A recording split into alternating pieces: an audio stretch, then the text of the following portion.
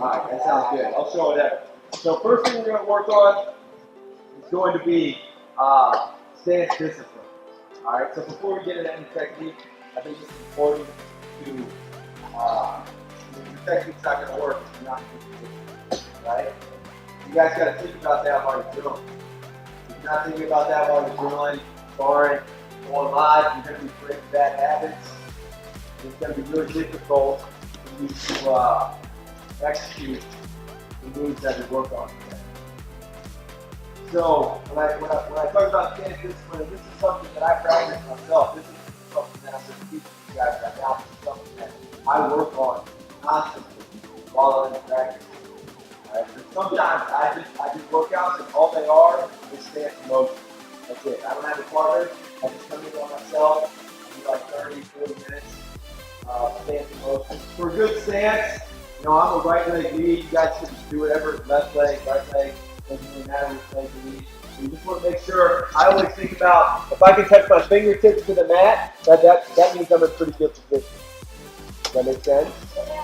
Alright, fingertips to the mat, that means I'm in pretty good position.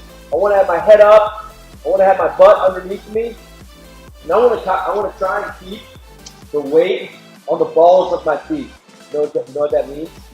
Up towards my toes. I don't want to have weight on my heels. If I have weight on my heels, that means someone can snag my foot, and it's a lot harder for me to get my leg back.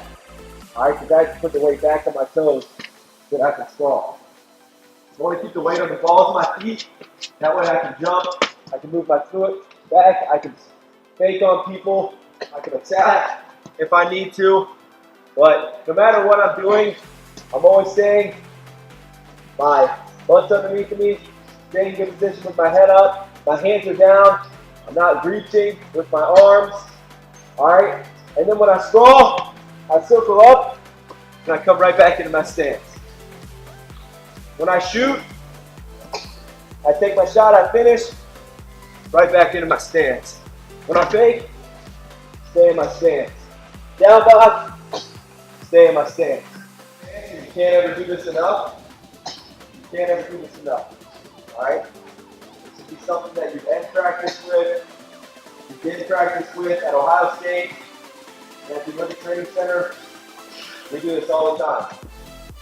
So, practice and work for free, right? I shouldn't see this. I shouldn't see someone take a shot. These are only 30-second clips. So we should need to stretch our back out, take a step back, and then get in position. When we take a shot, I'm in my stance. If I take that shot and then I fly out, it's just an opportunity for someone to score me. I don't want any opportunities for them to score me. So I'm always in position. I sprawl back in my stance. Series. So part of being a good stance, also not using your hands, like I said, right? So I don't ever want to make contact with my front hand immediately. Because if I put my hand up on his head, he can go underneath me, stab, get my leg. I don't want him to do that. Alright? So typically, when I'm wrestling, I'm making contact with my back hand. So I'm a right leg lead, that means I can make contact with my left hand. If I was a left leg lead, I'd make contact with my right hand. Alright? So, first ankle pick is just going to come from collar tie and grip. So, I collar tie with my left hand. With my free hand, I grab my partner's wrist. Alright? And I want to have my head on the same side that I'm attacking. So this is the foot that I'm going to be attacking, this one over here. So I don't want my head to be on the opposite side, then I'm really far away from the foot. You guys see that? My head's going to be on the same side that I'm attacking. Then I'm going to drive him forward. I'll drive him forward, and then I'll circle him back. As I circle him back, I'm bringing my elbow to my wrist. And what that does is that moves his foot forward. So I collar tie, wrist, I drive forward, I circle him back, I pull my elbow to my ribs, okay, right here. Now that foot's set in front of me, and I'm going to take his head, his wrist, and my knee, straight down to the mat. And really, the lower that you can take his head, you kind of want to make it. You want to think about making him kiss his knee. All right, that's what you want to make him do. I know, right? Gross. Yeah, but that's the thing that we want to do. Probably not going to happen in a match, but for practice, it's good to think about. Then I'm going to release the hand that's on the wrist to the back of his ankle, and I'm going to take his head, throw it away, and come up to my feet. I don't ever fall down with my opponent. My collar tie, wrist, I'm driving forward, I circle back, pull that foot in front of him.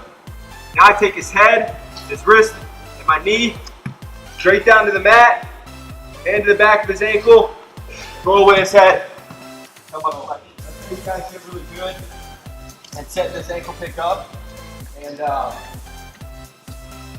are going to wrestle on the side, he's going to grab his wrist. So I collar tie with my backhand again. This time he grabs my wrist. All right, so there's a lot of different ways to clear it. You can circle to it, take it off. You can like bring your knee up, take it off. But instead of, I want you to do that another setup for some of the sides. But this one, we're just going to take our hand, the hand that he has his wrist on, we're going to shoot pretty much the same exact ankle stick. So I collar tie, he has my wrist, I press forward, I circle him back, and I bring my elbow in front. Sometimes, you're going to have to push forward, circle this way. All right, now that puts him forward. But all it is a forward circle, forward circle. You just got to be consistent, be relentless, dedicated to bringing that foot forward. So, same thing. I get that foot forward here. Now I'm going to take head, knee, and my wrist down to the mat. I bring my hand straight to the back of his ankle. I throw away his head and come up to my feet. I'm telling you guys, it seems really simple, just holding your hand down, pushing to the back of his ankle, but you'd be surprised how long someone will hold on to your wrist before they let go. And then, if you really like this setup, and someone's not grabbing your wrist during the match, all you have to do is put your wrist in their hand, and they'll usually grab anything with this wrist. If I just want him to grab my wrist and he won't, I just put it in there. I take it off, I put him on this side of my body, over here, so he has the collar tie with his lead leg hand, all right? And then what I'm gonna do is I'm gonna over tie. So what an over tie is I'm coming over top of his head, I'm resting my fingers on his ear, basically, and I'm pulling his head to his bicep. All right. So, because this move is a little dangerous, because I'm opening up this side of my body, as you guys can see, he can go underneath me, grab my leg. But that's why I pull his head to his bicep, kind of contorting him a little bit, making it more difficult for him to shoot. And you just got to be aware. You just got to be aware. He collar ties me. I come over top of my over tie. I pull his head to his bicep. And now I'm going to take my free hand. I'm going to grab his wrist. From here, instead of moving him, I want him to stay exactly like this, because this foot's in front and that's the foot I want to ankle pick. So what I'm going to do is I'm going to move myself. I'm going to switch my lead leg. So I'm going to take a step forward and a step backwards. And then I'm going to immediately lower my level into this ankle pick. Go the way. Underhook. I give him head position. All right, then I need to get hip to hip. So what I do is I take my back leg, front foot, pivots, my back leg steps. Then I'm going to load everything up with this front foot to kick his leg off the mat. As I kick his leg off the mat, I step behind. I use my free hand, ankle, put him to the mat. And I'm not falling down with him. You don't ever want to fall down with your opponent. I make contact with my backhand. He does too. Then I'm going to take my free hand and I'm going to thumb block on his shoulder. All right. All a thumb block is my thumb in front of his shoulder, my four fingers on top of his shoulder. And defensively, it's really important to always have a thumb block on your opponent. I'm never just resting my hand, ever. If I have a collar tie, I never just rest my hand on his arm. And another good thing is you can push people away from you. So if they're squeezing you really tight, you have this thumb lock, you can extend your arms and push them away. And that's what we're going to do for this ankle kick. So I collar tie, he collar ties, I'm pushing him away, and then I'm going to take his elbow and I'm going to bring it to my chest. And when I do that, this is his stance right now. When I do that, his foot's going to go like this. Every time. Every time. That's why this setup's great. Because I know exactly how this guy's going to react. When I push him away and bring his elbow to his chest, his foot comes forward every time. I'm able to immediately react and go to my ankle kick. My collar tie, thumb block, press away, bring his elbow to my chest. And for this one, we don't have to hit our knees. It can be more like a power ankle kick. If you want to hit your knee, you can. But all you have to do is lower your level. And it's my number one go-to setup if I'm down by a point or I need to score on somebody. And it's going to come from the over tie. You guys remember the over tie ankle pick we did? The guy's going to collar tie you. We're going to over tie just like we did, bringing his ear to his bicep. Collar ties. I come over top. I bring his head to his bicep. And what I'm going to do is I'm going to take my chin. I'm going to bring it to my chest, which is like creating a ramp for this hand to fall off my head. So I take my chin to my chest, and as I do that, I use my elbow to roll his hand off my head. You guys see that? Didn't seem like much, right? So he collar ties. I come over top, pull his head to his bicep. I use my chin, bring it to my chest, taking his hand off his mat. Now, we can jump front headlock. We can take his head, ankle pick. But my favorite thing is to keep his head, and then as he comes up out of his stance, fall off to a low single. But what you guys, if you guys are having trouble with that, when he collar ties, bring his head to his bicep. What you're going to do is you're going to take your lead leg foot and you're going to step back as your chin goes to your chest. So as my chin goes to my chest, I step back and then I bring that foot forward. My reaction when I lost that in food was, I always preach to people that whether you win or lose, the way that you act after the match should be very similar because it's not about winning and losing, it's about the effort and the things you can control. So I can't ever control whether or not I win or lose. I can just control my mindset, my attitude, and my effort going into the match. If I can control whether or not I won or lost, I'd never ever lose. Neither would you guys, right? It all was good. So I was like, every time that I wrestle a match, I normally like to be by myself for like 5 to 10 minutes, even if whether I win or lose, because I'm breathing hard. I just work really hard, so I don't want to be around people and talk to people and have them say things to me. So everyone knows that at Ohio State. So I was just by myself for like 5 to 10 minutes. I took a shower, got on the bus, and then everything was cool. No big deal. And I was happy with my effort, so that was the main thing. I wrestled hard, but he did a good job. He scored on me, and I had a tough time scoring on him. So my effort was there. I was offensive. And, that was the main thing that was important to me. And then looking back on it, now when everything's over, it's cool to see how big of a blessing that loss was, because I believe, I'm spiritual, I believe in a God that has personal relationships with us. I believe in Jesus Christ as my Savior. And at the time, when something happens, like I lose a match, and like, dang, I wonder why that happened. And I think about it, I try to figure it out, why God would let this happen, why, what purpose this is, because I always pray that I can glorify Him no matter what through my actions, through the way that I compete, and that I represent Him like He should be, which is the highest standard of all things. And now looking back on it, it's like I lost the coup, okay, but it just created so much more hype for the next 2 matches, At if I would have beaten Coon, everybody would have said, all right, that's Kyle Snyder. Kyle Snyder should be good. No big deal. We move on. I beat him at the Big Tens. I beat him at the ends of the legs. All right, no problem. Nothing that big. But then I lose to him, and it's like, oh, now he's 60 pounds heavier. He's almost 300 pounds. So how is this 225-pound guy going to beat him?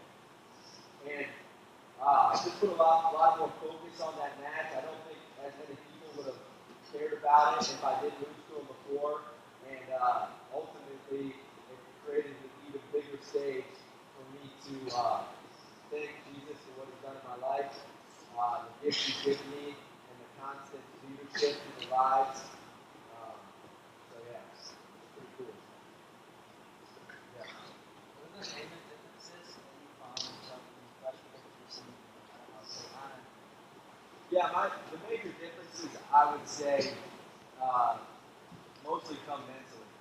Just the way that I think about competition, and that's the thing that's really most important to me. And I'm sharing. Everybody, put their hands down. Just listen. All right. So it's the most important thing to me that I want to share with other people when it comes to athletics is the way that you view competition. Before, during my freshman year and before that, in high school and middle school, I used to get really nervous before my matches, and basically I would just do anything to win. So if I knew I was wrestling somebody who could challenge me or who could push me, and I would score one takedown, and then I would shut it off and stall for the rest of the match. Wouldn't take any other risk, wouldn't try to do anything else. And maybe I could have beaten that guy a lot worse, but because I was so scared of losing, and I wanted to win so bad, everybody wants to win, right? But I was so scared of losing, I wasn't actually able to put my full potential out on the mat. And then after my freshman year, I was able to make kind of a mindset change where instead of valuing those things that everybody else sees, I value the things that I can control, which I touched on earlier. And I truly believe that that's what's helped me open up in matches. I just focus on giving 100% commitment and effort in every single position, whether the guy's in on my leg, that means fighting off as hard as I can. Whether I have his legs, that means finishing as hard as I can, and fighting as hard as I can, being positive, and having a good attitude before I go out there and compete, saying to myself that I just want to move my feet, move my hands, and take risks, do the things that I work on every day in the practice room. And that just relieves a lot of stress. So from now, my freshman year, I used to get really nervous before I competed. Now, I really don't even get that nervous. I mean, of course, bad thoughts come to my head, just like everybody, right? You know, what happens if this? What happens if he catches me? What happens if I lose? What are people going to think?